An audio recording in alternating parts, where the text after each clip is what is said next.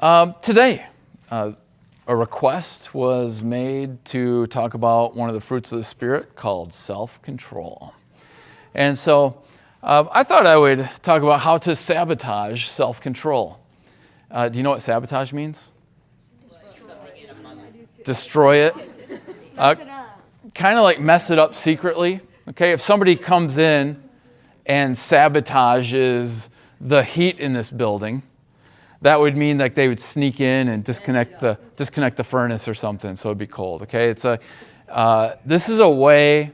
What I'm going to talk about today is how to sabotage or how to mess up self-control. Basically, things you can do to make it harder to be self-controlled. Obviously, I don't want you to do this. Okay, learning how actually each one of us in this room probably sabotages our own self-control in some ways. And if we learn about that, then we can undo it and actually be self-controlled. Okay, that's the goal of today's lesson, is really how to increase self-control. And we're going to be in Galatians chapter 5, starting in verse 16, where it's going to talk about the fruit of the Spirit here in a minute, not quite in verse 16, but later in verse 22, 23. So Galatians chapter 5, it's going to start off talking about a warfare, a battle that's happening, okay? And so in Galatians chapter 5, starting in verse 16, Paul is writing to the Galatians and he's telling them, hey guys, walk by the Spirit, okay? If you walk by the Spirit, you will not gratify the desires of the flesh. You see, your flesh desires what is contrary or opposite to the Spirit. And the Spirit desires what is contrary or opposite to the flesh. The flesh and the Spirit, are in conflict with each other so that you're not to do whatever you want. And we all have felt that, right? The flesh versus the Spirit. Jesus in the garden, his disciples, he said, pray. And he said what? The flesh is weak. The Spirit is willing, but the flesh is weak, right? The flesh and the Spirit often desire opposites, what is contrary. And you guys have felt that battle, right? Inside of you.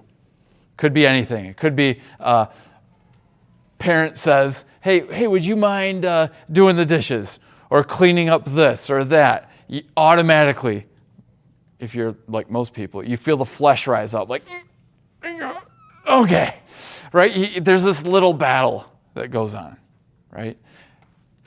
The flesh and the Spirit are opposites. They're fighting against each other, okay? Then, a couple verses later, in verse 22, Paul says, the fruit of the Spirit is love, joy, peace, forbearance. This is the NIV. A lot of translations will read patience there.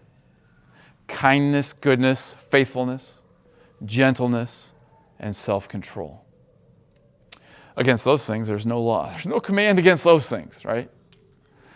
Those who belong to Christ Jesus have crucified the flesh with its passions and desires. And since we live by the Spirit, let us keep in step with the Spirit. This whole list would be great to think about. We're going to focus on self-control today. Okay, self-control. Now, notice, to really have self-control, to really have any of these fruits, there's a crucifixion that has to happen. Okay? Yeah, Josh? Forbearance would be like patience, like putting up with one another, the ability to put up or tolerate somebody. Yeah. Okay. Crucifying the flesh with its passions and desires. How pleasant does that sound? It doesn't sound like... It's not pleasant in the moment, but after you feel great. There you go. Yeah, it's not pleasant in the moment, but afterward it brings forth a harvest of fruit. Okay? And remember, to get here, there's a battle. There is a battle, and notice it is fruit of the Spirit. The Spirit brings this forth, but that doesn't mean we just sit back on our couch and wait to be zapped with the fruit of the Spirit. All right, well, I'm going to be more self-controlled someday. Someday the Spirit will just make it happen in me. And so I'm just going to chill and wait for it. No. Those who belong to Christ, they actually will be crucifying the flesh. Earlier, the spirit and the flesh are desiring contrary. And so we're going to be battling against the flesh, right, in favor of the spirit. And then the spirit will bring forth these fruits. And one of these fruits is self-control. Who can define self-control? What is a good definition for Evelyn? It's like controlling what you want. All right, controlling what you want. That's good. What do you think? Controlling yourself. All right. Now you don't use the word self or the word control. Holding yourself back. Yourself. That doesn't count as self. Okay, yeah. Holding yourself back. That's good. You can use the word yourself, Braden. She took yours. I was going to have a little more. But, okay, there's a muffin on the counter and it looks really good. Oh my God. You really want that muffin, but you can't get it. And you have to use it. Okay, self-control to not eat the muffin on the counter. Exactly. All right. Having power over the flesh. Ooh, having power over the flesh. Like it. Caleb. You see a interesting, like a very good chili dog. Next to the muffin on the counter, you see a chili dog. Oh. And you? Yeah, no pass. Okay, all right. Kayla. Intentionally exercising restraint. Whoa! Intentionally exercising restraint. You see what a college degree does for you guys. Okay, all right. All right. Willpower. Okay. Sonia. Like controlling yourself, like sometimes it's controlling yourself in things that you know you shouldn't do, but you know you shouldn't do it. I know I shouldn't go eat like 10 pieces of candy right now, but like they're right there and I can. Okay. Okay. All right. Drew. Managing your inner being. Managing your inner being. You see what homeschooling does for you? No. Okay. All right. Rebelling against temptation. Ooh. Hey, did you hear that? This is a good rebelling against temptation. That's a good way to look at it. Okay. Here are a few. The Greek word being strong-willed in the right direction. Sure. Okay. The Greek word in Galatians 5 actually has to do with power. Okay. And power over self. Okay. Power over yourself, master of yourself, and everything you guys said.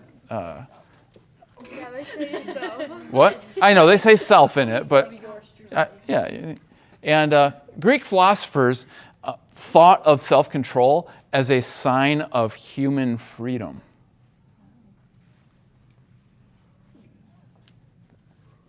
Do you think that's true? Like if you're a self-controlled person, it's like you're free. No.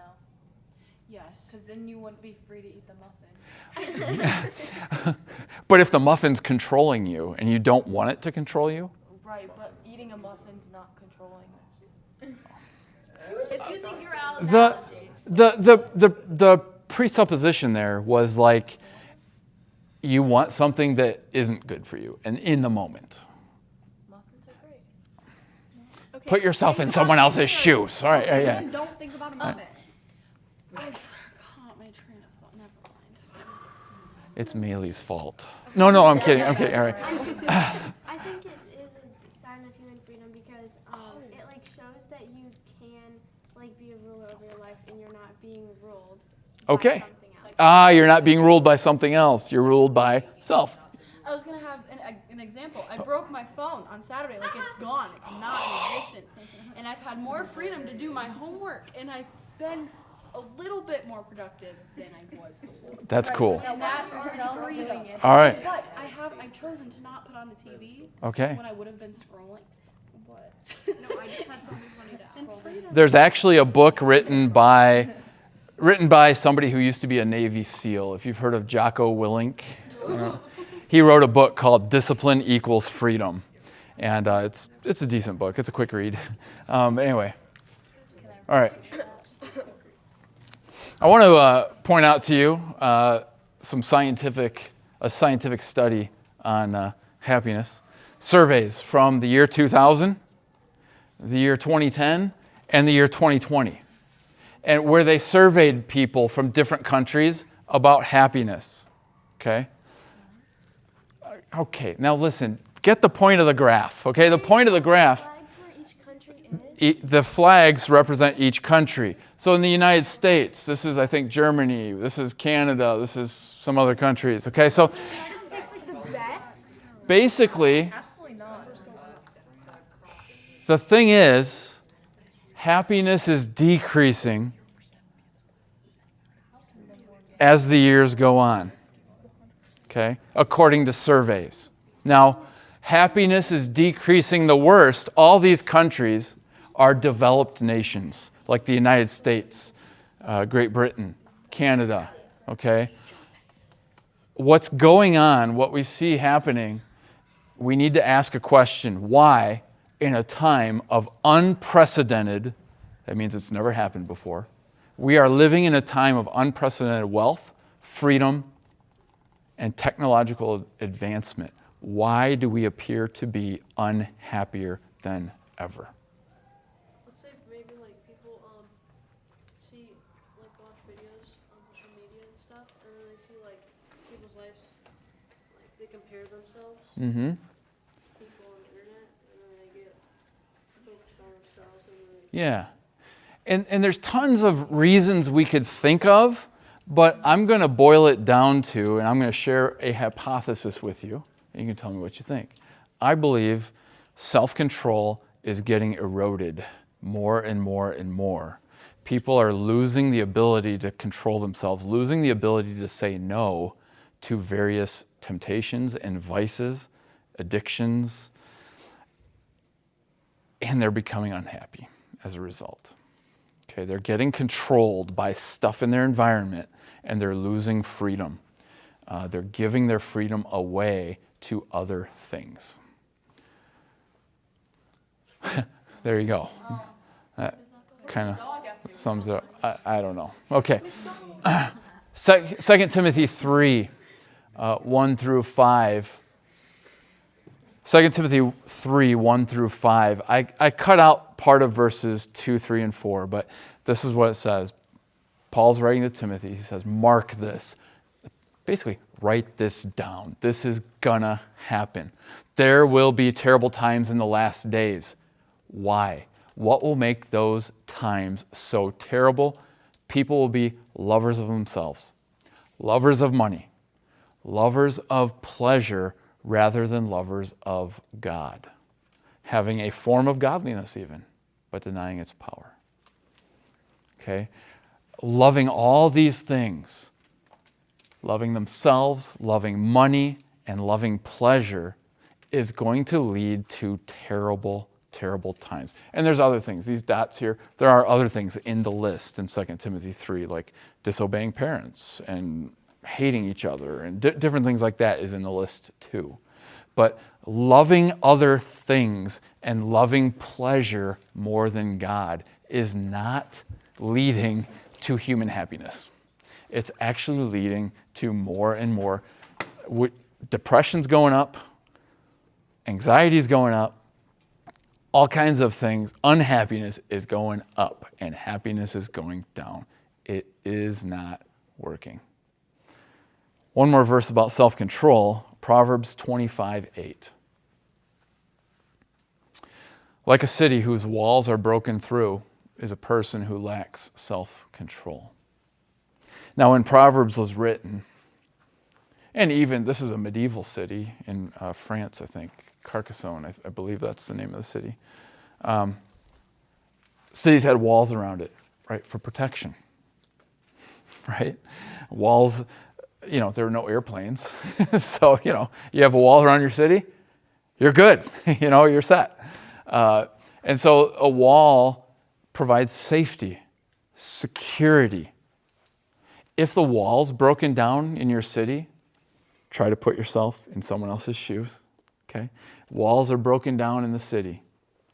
Do you think that might cause you to have a little anxiety, right? You might feel less safe. And your happiness is going to suffer. Your peace, your joy, you're always going to be like wondering about the walls. Okay?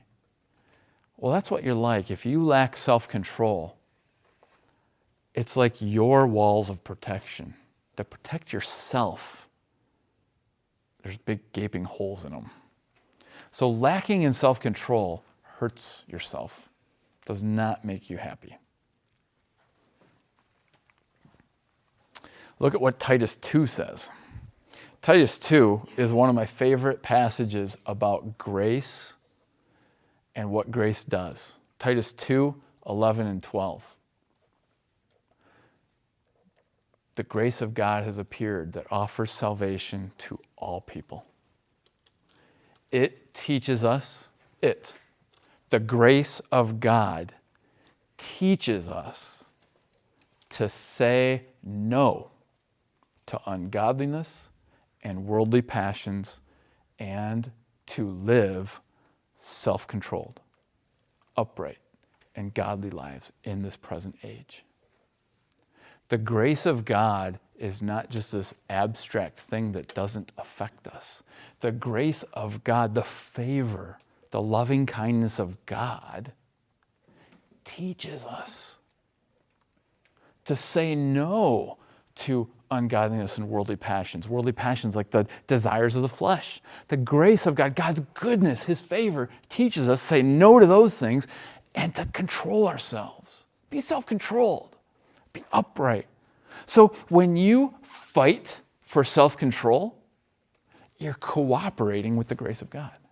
The grace, God's grace, He's trying to teach you because He loves you. Grace is a good thing. If somebody shows grace to you, that means they are showing favor to you. They are gifting you with tons of good stuff. Like, if you have a birthday and you get lots of presents, that's like grace being thrown on you. That's what grace is. God's grace, His gift, His blessing, His bounty teaches you, among other things, to control yourself. Have self-control. That's why self-control is a fruit of the Spirit. The Spirit is a gift, a grace to you. Sometimes when you see the word grace, sometimes you can substitute the word gift, and that's a correct thing. Okay? The grace of God is a gift. It's favor bestowed, given to you. And it teaches us to be self-controlled. So anytime you fight for self-control, you're fighting alongside the grace. God's grace. You're on the team of God's grace. You're on the team of God's Spirit, because self-control is one of the fruits of the Spirit. Make sense? Okay. Brain science. We know the Scripture talks about self-control being a good thing. I would like to share with you a little bit of brain science. Brain science? Oh, man. Aren't you a science teacher? Right, not a spelling teacher. All right. Hey, listen, guys, if you think about it, of all the words that I've put on the screen, You're doing pretty good. I'm doing pretty good. I'm getting like an A. You messed up one of the verses. You missed desires, and you just anyway. It's okay, keep going. There's this verse in 1 Corinthians 13 about keeping no records of wrongs. No, I'm joking. No, that's fine. All right. Wow, man. Hey, that's good. You're paying attention. That's good. This is good. I should in fact, I just put that in there on purpose just to see. No, all right. All right. Thing on Google that like finds your mistakes for you. When you're doing Yeah. You know what? there's a button that's like check my mistakes. Yeah, I'm sure science was probably underlined. Or maybe that's a real word. I don't know. Okay. Anybody ever heard of dopamine? Yes. Okay. Science class today. Really? Yeah. What is dopamine then, you geniuses? Our brain's reward system. It's a brain's reward and motivation system. Makes you happy. Makes you happy. All right, it does. It makes you happy. I have an example of dopamine. Not right now, though, because so do I. No. Spell science class. All right, so you got dopamine. Dopamine is your brain's reward chemical, and it's a chemical in your brain that gets produced and produced and put into your brain as a reward for doing something good. Okay? And then that motivates you. Sometimes you're motivated toward the reward. Now you got to understand something about brain chemicals. brain chemicals kind of really, really, really heavily influence behavior. I won't say they control behavior, but they influence you a lot. I'll give you an example. Compare the testosterone and estrogen chemicals in a 3-year-old compared to a 17-year-old. The presence of those chemicals, which are puberty hormones, right? The presence of those chemicals in a 17-year-old drastically and strongly influences behavior and thoughts, attitudes, right? But a 3-year-old that only has a little bit of those chemicals in there, they're pretty oblivious to a lot of behaviors that they won't be oblivious to in 10 years. Make sense? Dopamine, same thing. A little bit of dopamine, strongly influenced, doesn't control you, but boy, oh boy, you're under the influence of dopamine and you often don't realize it. In your brain, I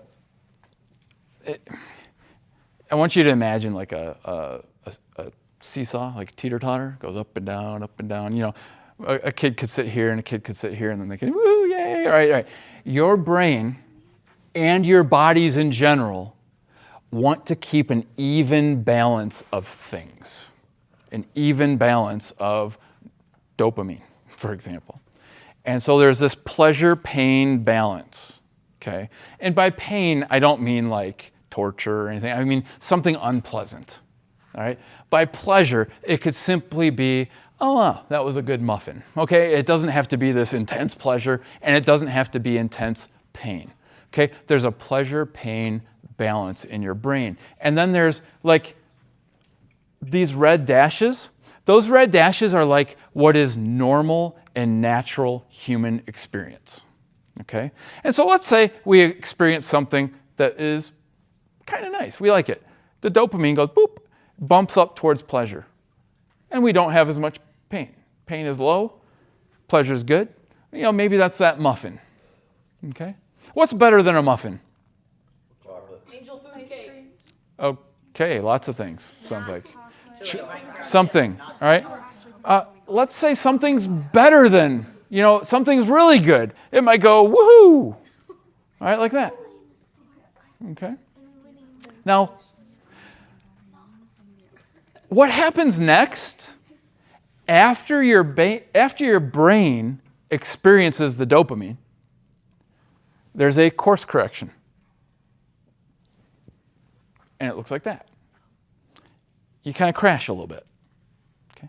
Say you go on an awesome vacation or had a great weekend. Yeah! That's Monday. Okay? Now, if your weekend wasn't that good, your weekend wasn't this good, it was only this good, how bad does Monday feel? Not as bad. But you know, it goes up a little bit. So your body pays you back later. Okay? So, are you following me? That's just what's going on in your brain. You get extra dopamine, later the dopamine goes down. You feel this in your body when you eat sugar. That's a real obvious. Your brain does this with sugar too. It's like, yes, you got a lot of energy, and then you crash. Okay? That's just what happens. Okay? So what happens, what is a really great idea is how God designed us to work is for dopamine to get pumped into our brain the most after we work. So what God has put in place is you do this first. Put in work first. Put in the pain stuff. And then your brain responds by giving you the dopamine. And then you end up, boop, good. Okay? Does that make sense? All right. So if you put in work, let's say you work hard at something, and then at the end you're like, so you're doing this, you're putting in the pain, and at the end you're like, that looks really good. That's dopamine. Like, yes. But you know what happens in your brain if you don't put in really hardly any work and you get shots of dopamine? You end up crashing and feeling the pain later. And you know what that makes you want to do? Get more dopamine. I hate how I feel. Get more dopamine, get more dopamine, get more dopamine. All right, and I'll explain how this works. Oh, this right here, this would be like somebody who pushes their dopamine too high. This would be like taking cocaine or heroin or something. And then the crash is horrible. And when they experience this, they're like, oh my goodness, I cannot, I need more drugs. Okay. And then they have to take more and more and more drugs. Okay? So when we keep feeding the pleasure, you know, we're keeping on feeding the pleasure starts to go down. We're like, oh, no, I want to go up.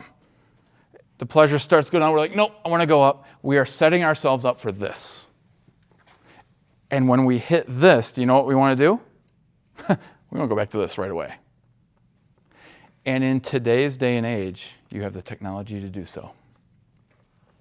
When you scroll on your phone, doing nothing at all, just looking, you are feeding dopamine.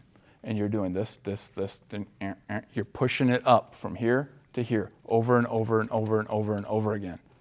And when you stop scrolling, you kind of start to feel like this. And so you pick it up again. Pick up your phone, you're like, do I have a notification? That feeling you have looking for a notification is dopamine driving you. It's a brain chemical, okay? And when you see the notification, you're like, yes. And when you don't have a notification, you're like, oh. It's a dopamine system. And the social media companies employ brain psychologists to get the maximum dopamine out of you. That's what they do, okay? It's done on purpose. They have teams of hundreds of brain scientists because they get money the more time you spend scrolling. Okay? Yes? Do you have like a limited amount of dopamine? You do have a limited amount of dopamine, but, so, well, I'll get to that. Yeah, I mean, you can't make it forever. You do crash eventually, but the problem is your brain will always send you back here.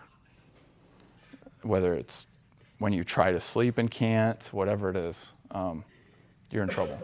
Okay, let me find where I'm going here. Okay, so how to sabotage self-control? You don't want to do that. And so I want to talk about how to take back self-control. We're going to tie up the saboteur, tie up the ninja, and talk about some strategies how you can take back self-control. Okay? All right. Jesus has some advice for us in Luke 9. Verse 23, he says this, whoever wants to be my disciple must deny themselves and take up their cross daily and follow me.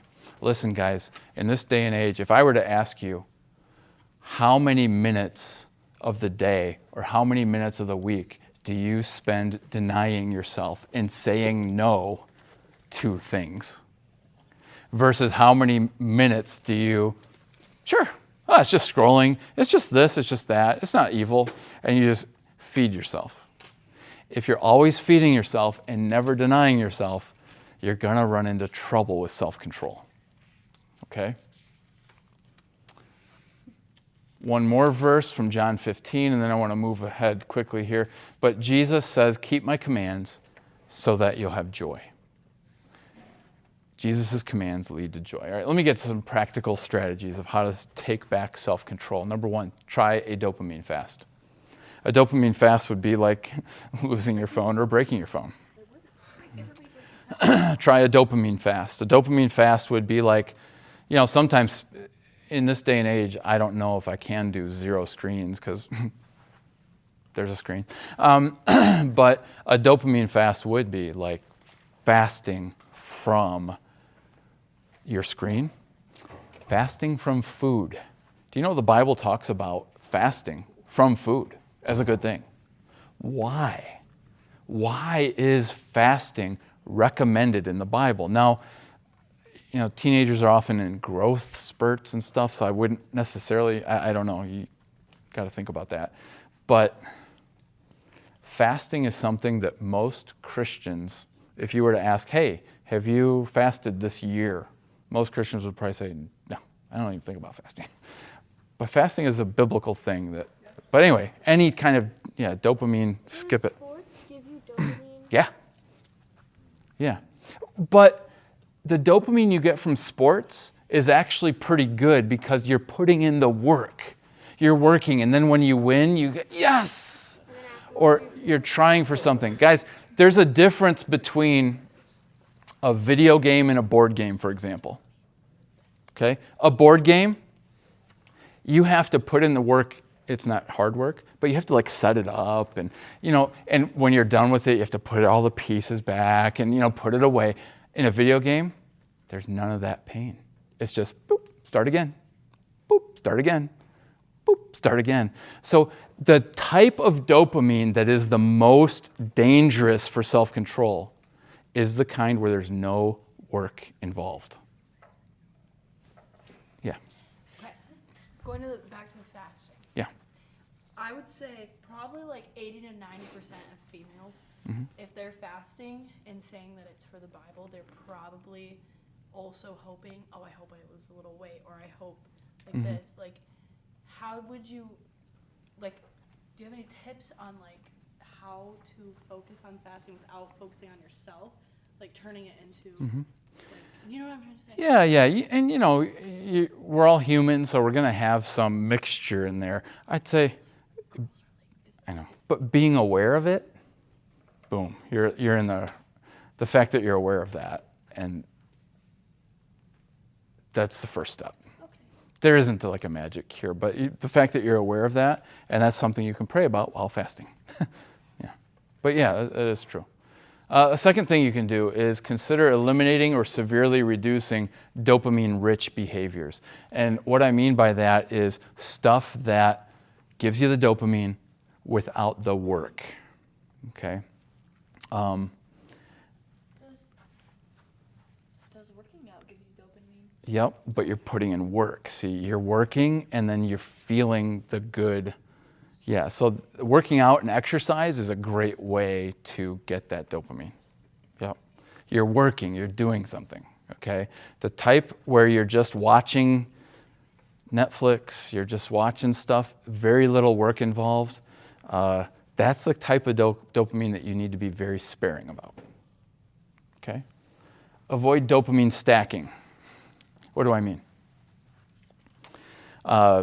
How many of you guys, you don't have to raise your hand, but how many of you guys, you're eating lunch, eating a good food, enjoying a meal, and you also are scrolling at the same time? Okay, you don't have to. Okay. That's called dopamine stacking. You're taking a pleasurable thing like eating, and you're jacking it up. Okay? Dopamine stacking is where you add things together. Just be careful. Again, avoid, consider, all right, reducing things, eliminate. I would just be careful about dopamine stacking. Why? It sabotages people's self-control. It makes you want to seek pleasure more. Jesus said in Luke 9 to deny yourself. That's a strategy for bringing more self-control in your life. If you're not denying yourself, you're going to be weak in the self-control department. Okay? Take breaks between dopamine-rich activities. Take breaks. So in other words, don't move too quickly from one activity to another. Have you guys ever felt that way? Right? You just get done, all right, I'm just done. Just walk in the door from basketball or soccer or something. You just walk in and it's like, play some video game. Video game's done. See what's on.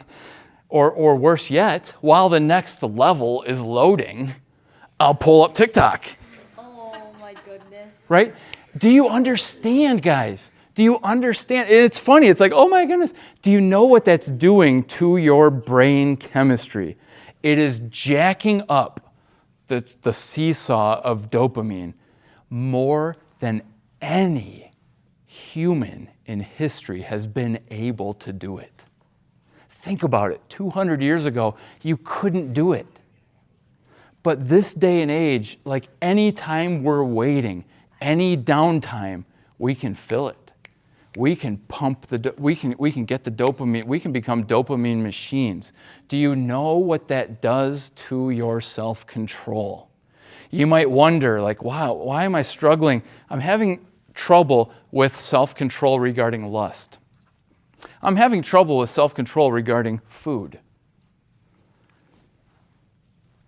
If you're dopamine stacking at every meal, and you're like going from all day long, teaching your brain that that's normal, your problems in self-control in various areas may have nothing to do with that area. It has to do with this stuff that I'm talking about. Do you know what happens? I took a dopamine fast from all screens for years. When I was in college, there were no phones. We didn't have smartphones. After college, I didn't even have a TV, nothing. Do you know how beautiful nature seemed after that? It was just like, wow. All the colors were more vibrant. It's crazy. I'm not, so all these things are just strategies to help you. Yes? Didn't you smash a TV once? I did, yeah. It was to start my fast. Take walks and exercise.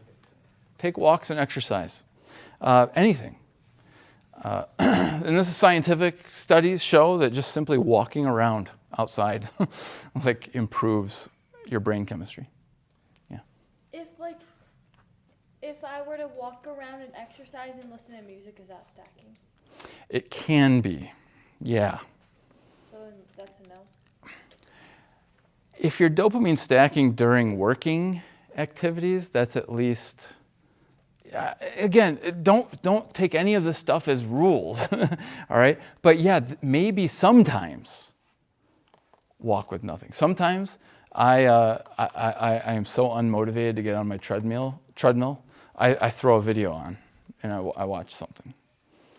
But sometimes I do nothing at all. Sometimes I listen to music, but I make it a point to exercise with nothing sometimes. No music or videos. Again, this is not about legalism or some sort of weird rule making. I'm just letting you know how your self-control gets sabotaged and you don't realize it. And the last thing, frequent times of praying, thinking, reading, and boredom. Just sitting and praying, thinking, reading. I mean, you can feel it. Some people get a lot of dopamine from reading, but mostly the amount of dopamine you get from reading does not compare at all to watching something on TV or watching a movie, right? It just doesn't. These are 6 tips that I brainstormed to think of, and there's research behind each of these to help with self-control. All right, you want to know how to become more self-controlled in a variety of areas? Try these things. Okay, it's not easy. Pick any one of these things. Several things that I put up here, you're like, oh. Even thinking about doing them makes your brain go, no, don't deprive me. Okay, and I have talked to people about these kinds of things, and most people, nah, it's no big deal. It's no big deal if I scroll while I eat. I think scrolling in general. If you're just scrolling through TikTok, I'd be like, what are you looking for spiritual food? And there is some people are doing some cool street preaching and okay, but usually it's just feeding something else. It's almost always exclusively what it is. I would just look at why you're doing what you're doing and just be careful because you're shooting yourself in the foot. You're breaking down the walls around your own city and you don't realize it. Yeah. This is probably dumb, but if you make yourself bored, you're not doing anything, wouldn't you get a dopamine hit once you start doing something again, right after you if you were bored and then you do something? Wouldn't that Well, I think real life becomes so much more exciting that your brain gets like rearranged the way it should be. So not so much. Not so much. But yeah. So basically, do we need to get unhappy to get happier? Well, sometimes denying yourself is not necessarily fun, right? So sometimes what Jesus said, deny yourself and take up your cross, that leads to joy, right? So sometimes the things that we think, I guess short answer, sometimes yeah. Mm-hmm. Yep. Any other questions? Just some thoughts out there, yeah. Is pacing considered walking? I don't know what that is. Probably. Like your walk back, walk forth? I guess so. Yeah. Yeah. Oh, you're good. Yeah. All right. So anyway, these are just 6 tips I wanted to share with you about how to help you with self-control. And I think if you do some of these things, you'll be blessed. Because guess what, guys? I'm telling you right now, real life relationships, not as, quote, exciting sometimes as the online stuff. Right? Yeah, I'm gonna delete Instagram and Snapchat probably when I get my phone. Instagram too? I don't know about Instagram. Yeah, I don't know. I'm not telling you have to or anything like that. I'm just saying, just know what you're doing. Snapchat is done. All right. All right, let's pray.